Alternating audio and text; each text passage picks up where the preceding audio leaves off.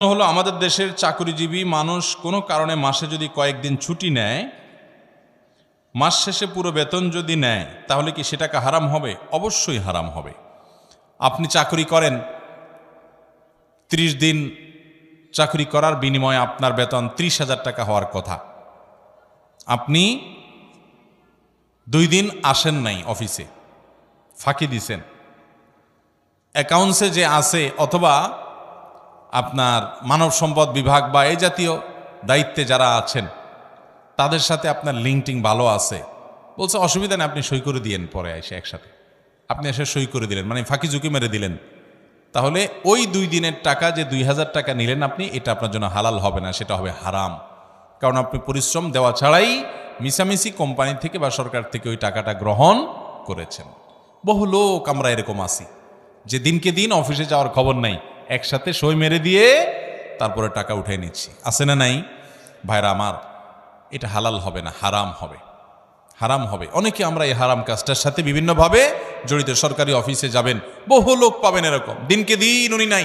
বিশেষ করে অফিসার যত বড় হয় এই টাইপের অপরাধগুলো তত বেশি হয়, যে উনি অফিসের প্রধান কর্মকর্তা, যার কারণে ওনারা দেখার কেউ নাই, আর নিচে যারা আছে তারা ভয়ে কোথাও বলতেও পারে না, বলেও না, সবাই নিজের সুবিধা পাওয়ার জন্য ওনাকে জি হুজুর করে। উনি ওই চান্সে একসাথে এসে পুরো মাসের সই বা কয়েকদিনের সই একদিন করে দেয়, আছে না নাই এই রোগটা?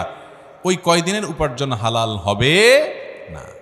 হ্যাঁ, কোম্পানির কাজে আপনি বাইরে গেছেন, সই করতে পারেন, সেটা তো ভিন্ন কথা, কিন্তু আপনি গায়ের হাজির ছিলেন ব্যক্তিগত কাজে, আইসা এই কাম করলেন, জায়েজ হবে না। শুধু এটা নয়, আরও সূক্ষ্ম বিষয়, অনেকে আছে যে 8 ঘন্টা ডিউটি, কথার কথা তার চুক্তি 8 ঘন্টার বিনিময়ে সে বেতন পাবে, সে আসে 2 ঘন্টা পরে, যায় 2 ঘন্টা আগে, সই করার সময় মিথ্যাটা লেখা রাখে, এটাও জায়েজ হবে।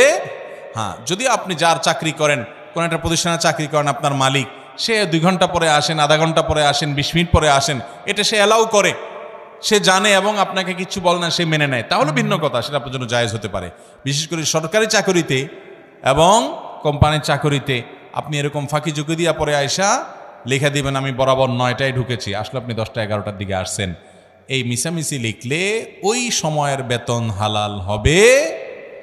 ভাই, ইবাদতের স্বাদ পাবেন না যদি বেতন হারাম হয়, দোয়া কবুল হবে না যদি বেতন হারাম হয়। ওই মক্কায় গিয়া দোয়া করলেও হাদিসে আছে দোয়া কবুল হবে না, আন্না ইউস্তাজাবু লিযালিক, দোয়া কবুল হবে না যদি হারাম উপার্জন। হারাম উপার্জন এমন ডেঞ্জারাস জিনিস, আপনি আমল কম করেন, উপার্জনটা যেন হালাল থাকে সেই চেষ্টা করবেন ইনশাআল্লাহ।